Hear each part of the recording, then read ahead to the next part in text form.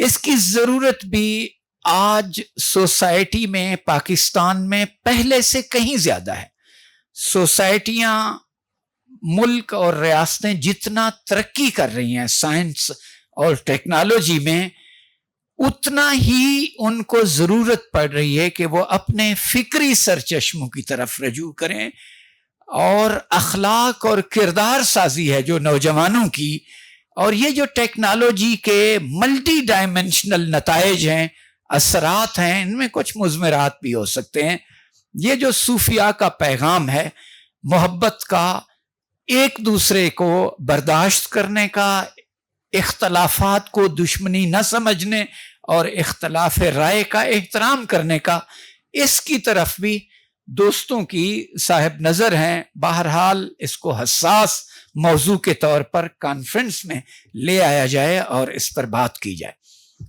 آپ سب کو علم ہے کہ نوجوان سب سے زیادہ اس وقت یونیورسٹیوں میں ہیں، اور باقاعدہ اس کی کوشش بھی ہو رہی ہے کہ ان کی اخلاقی تربیت اور کردار سازی کے حوالے سے کام کیا جائے۔ آپ ہماری تاریخ اٹھا کر دیکھ لیں، اسلام جہاں پر صوفیاء کے توسط سے آیا وہاں وہ ترقی پذیر ہے، زیادہ لوگ اس کی طرف مائل ہو رہے ہیں۔ جہاں کہیں کوئی اور ذکر ہوتا ہے، کوئی ایک مختصر جگہیں ہو سکتی ہیں جہاں تلوار کے ذریعے اگر کوئی امکان آیا تو وہ شاید آگے نہیں بڑھ سکا۔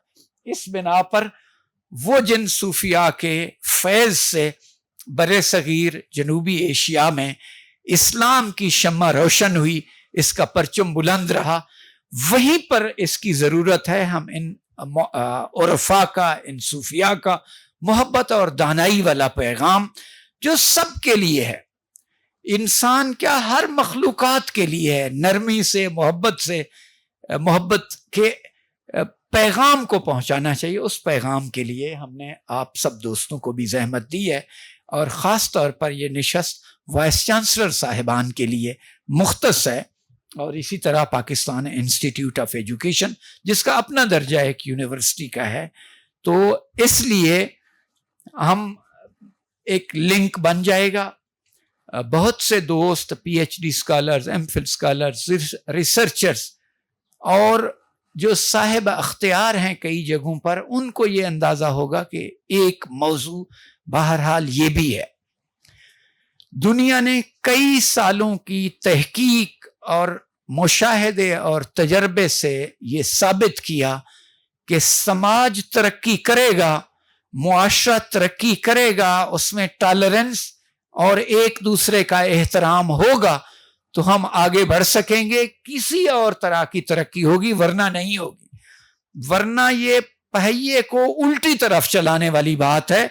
آپ چیک کر لیں، صاحب علم ہیں، مشاہدے والے ہیں، تجربے والے ہیں، کیا دنیا کا کوئی ایک ملک، کوئی ایک ریاست ہے جس کے سماج نے ترقی نہ کی ہو، جس میں ویلیوز اور اقدار نہ پنپ سکی ہوں، اور یہ معاشرہ ٹیکنالوجی میں، سائنس میں، میڈیکل فیلڈ میں کوئی ترقی کر سکا ہو؟ یہ ممکن نہیں ہے۔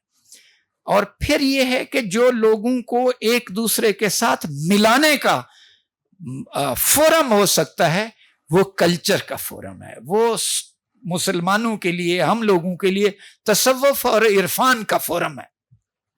آپ دیکھ لیں، بہت سی خانقاہوں کے دروازوں پر آج بھی لکھا ہوا ہے کہ ہر کے بے حید نانش بے دہیت و از دینش نہ پرسی، جو اس آستان پر آئے اس کو روٹی کھلائیں اور اس کے مسلک اور مذہب کے بارے میں نہ پوچھیں۔ آپ کسی بھی مرکز اور مذہب پر کے ان آستانوں پر چلے جائیں، وہ برِ صغیر کی کسی جگہ ہوں، تو آپ کو وہاں ہر مسلک و مذہب کے لوگ آئیں گے۔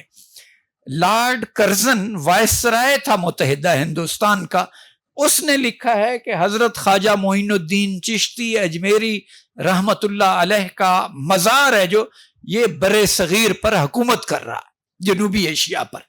اچھا، دلچسپ بات یہ ہے، لارڈ کرزن کی بیوی جو انگریز تھی، اس کو کوئی ایسی بیماری لاحق ہوئی کہ ڈاکٹر تھک گئے اس کا علاج کرنے کے لیے، وہ ٹھیک نہ ہو سکی، صحت مند نہ ہو سکی۔ اسے کسی نے مشورہ دیا کہ ٹھیک ہے آپ کا عقیدہ مسلک، لیکن ایک دفعہ یہ چلی تو جائیں وہاں پہ. تو وہ وہاں گئیں اور ٹھیک ہو گئی. اس کے بعد اس نے یہ لکھا ہے، میرا ایک طالب علم کے طور پر یہ خیال ہے کہ خواجہ معین الدین چشتی اور ان جیسے لوگوں کی، وہ حضرت نظام الدین اولیاء ہوں، سید علی حجویری داتا گنج بخش ہوں، حضرت سلطان باہو ہوں، خواجہ غلام فرید ہوں، بابا فرید شکر گنج ہوں، ان جیسے سارے لوگوں کے آستان اور خانقاہیں حکومت نہیں کر رہی، لوگوں کو روٹی بھی دے رہی ہیں. لوگ وہاں جائیں تو بھوکے واپس نہیں آتے.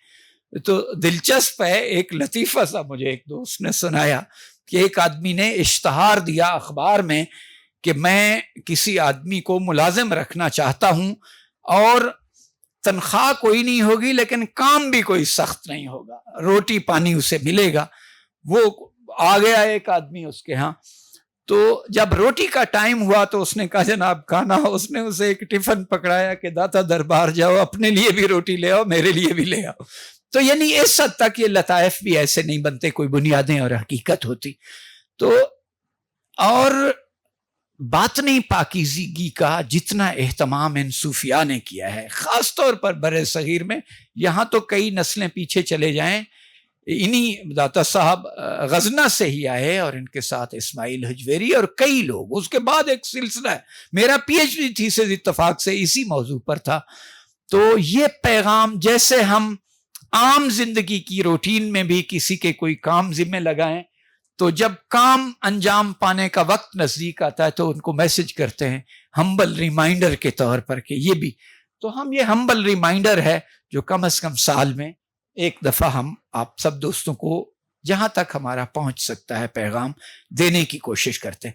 ہماری ضرورت ہے کہ ہمارے نوجوان اعتماد والے ہوں، اس کے ساتھ ساتھ تعصبات سے پاک ہوں، باہمی احترام کو اپنا بنیادی شعار بنائیں، اختلاف رائے کو دشمنی نہ سمجھیں، ورنہ ہم ترقی نہیں کر پائیں گے، ہمارے لیے زیادہ مشکلات بڑھتی جائیں گی. ہم سب کا جینا مرنا کٹھے ہے. یہ ملک جنت نظیر ہے. مجھے بھی 2 ملکوں میں رہنے کا تجربہ رہا باہر، اور بہت سارے دوست جہاں جو تشریف فرما ہے، یہ کثرت سے بیرون ملک آنا جانا ہے ان کا، رہے ہیں اپنی تحقیق اور پڑھائی کے سلسلے میں. ہمارے لیے جو ہم پاکستان کی دھرتی سرزمین پر پیدا ہوئے، ہمارے لیے اس سے اچھی جگہ کوئی نہیں ہے. قدرت نے سمندری مخلوق کے لیے اور طرح کے بالوں پر بنائے ہیں، وجود بنایا ہے. گرم علاقوں میں رہنے والوں کے لیے اور طرح کے ہیں، سرد علاقوں کے لیے.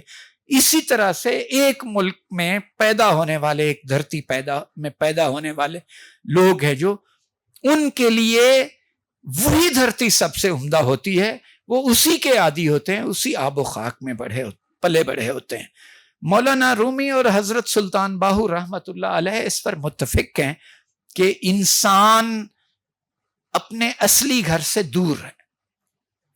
جب تک یہ واپس اپنے گھر نہیں چلا جاتا، اس کو بے چین اور بے قرار رہنا ہی رہنا ہے.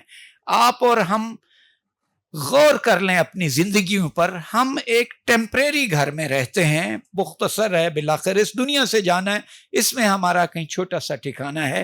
تو ہم جتنی اچھی جگہ بھی دن جا کے گزاریں کام کرنے کے لیے یا تفریح کے لیے، لیکن شام کے وقت واپس گھر جانے کو، اس عارضی گھر جانے کو دل کرتا ہے، اور یہ عارضی ہے، اس کے لیے بے چین ہو جاتے ہیں. جب گھر پہنچتے ہیں تو پھر ہم محسوس کرتے ہیں کہ جیسے سکون آ گیا.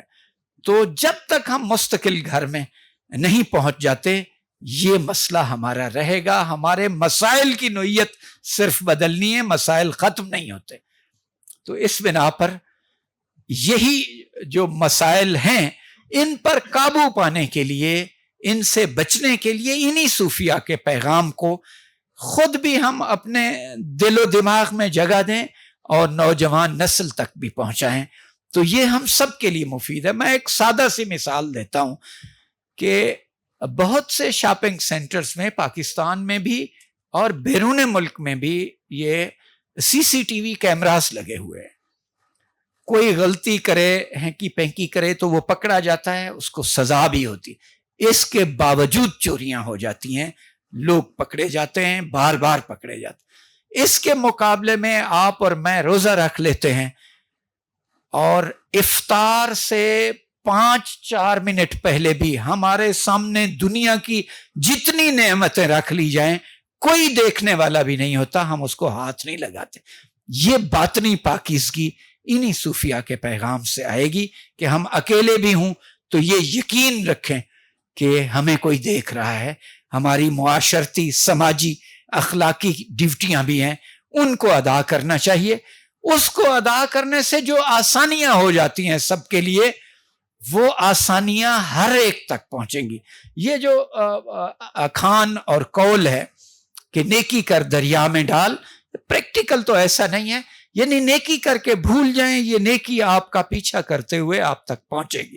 طے شدہ بات ہے، اللہ تعالیٰ کا وعدہ ہے، ماڑا سے ماڑا انسان اپنے وعدے نہیں بھولتا، تو وہ خدا جو قادر مطلق ہے وہ کیسے اپنے وعدے بھول سکتا ہے؟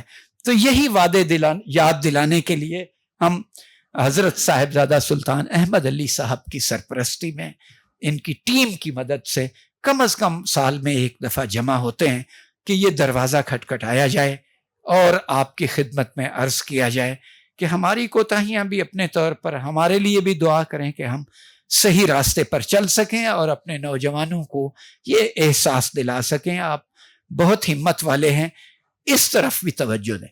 علامہ محمد اقبال ہمارے قومی شاعر ہیں۔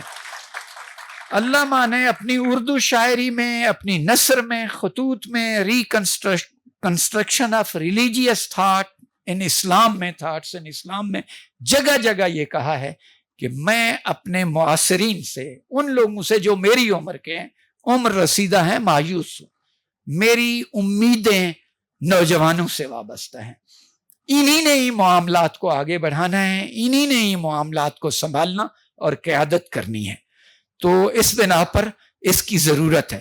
پھر ایک دلچسپ بات یہ ہے کہ ہمارے بہت سے صاحب اثر لوگ جو صاحب اختیار ہیں، ان سے جب بھی کوئی بات ہو وہ سمجھتے ہیں یہ ادب، یہ شاعری، یہ فنون لطیفہ اور ان کے ادارے جہاں بجٹ ہوتا ہے یہ بجٹ پر بوجھ ہے۔ ایسا بالکل نہیں ہے، اس ملک میں تو خاص طور پر نہیں ہو سکتا۔ مثلا میں سادہ سی ایک مثال دیتا ہوں، متحدہ ہندوستان میں بہت بڑے جاگیردار تھے جو مسلمان تھے، جیسے لیاقت علی خان کے جاگیر میں تو 2-3 ریلوے اسٹیشن آتے تھے جو وہ چھوڑ کے پاکستان آ گئے۔ بہت بڑے انڈسٹریلسٹ تھے جو مسلمان تھے، پریکٹسنگ مسلمان تھے، مسلمانوں کی حالت ازار پر کڑتے تھے اور ان کی مدد کرتے تھے، اسی طرح اور بھی تاجر بھی۔ لیکن یہ کہ مسلمانوں کو اپنے نظریات اور تہذیب و تمدن کے مطابق زندگی گزارنے کے لیے، آزادی کا سانس لے کے رہنے کے لیے ایک خطہ زمین کی ضرورت ہے، اس کا تصور ایک شاعر اور ادیب نے دیا، ایک انٹلیکچوئل نے دیا۔ یہ اہمیت ہے، یعنی اس ملک میں جس کا تصور ایک سوشل سائنٹسٹ، ایک قانون دان، ایک شاعر اور ادیب نے دیا، جس کو عملی جامہ ایک قانون کے طالب علم، ایک قانون دان نے دیا، اس میں اگر ہم کہیں کہ ہم ان چیزوں کے بغیر ترقی کر لیں تو ممکن اور محال ہے۔ اس بنا پر ان چیزوں کی طرف بھی توجہ دینے کی ضرورت ہے۔ ادارہ فروغ قومی زبان اور میں سلطان صاحب کے بیہاف پہ کہتا ہوں، مسلم انسٹیٹیوٹ، ہم حاضر ہیں، یہ پلیٹ فارم بھی یونیورسٹیوں کو حاضر ہے، ہم کوئی خدمت مل کے کر سکیں تو ہمیں خوشی بھی ہوگی اور ہم اپنا قومی اور اخلاقی، ملی اور دینی فریضہ بھی انجام دے پائیں گے۔ میں زیادہ وقت لے گیا، میں ایک دفعہ پھر محترم جناب قبلہ صاحبزادہ سلطان احمد علی صاحب کا ممنون احسان ہوں کہ انہوں نے ہمیشہ سرپرستی کی، اور وائس چانسلر صاحب کا، وائس چانسلر صاحبان کا، اور director general Pakistan institute of education, اور سب دوستوں کا جو تشریف لائے اور توجہ سے ان عرائض کو سنا، ممنون احسان ہے۔ یہ آپ نے سمجھ لیں راستہ دیکھا ہے ہماری بعد کے رابطوں اور ملاقاتوں کا، انشاءاللہ یہ پیش خیمہ ہوگا اور ہم چشم براہ رہیں گے کہ آئیں اس حوالے سے کوئی کام ہو سکتا ہے تو اس کو انجام دیں۔ آپ سب کا بہت شکریہ۔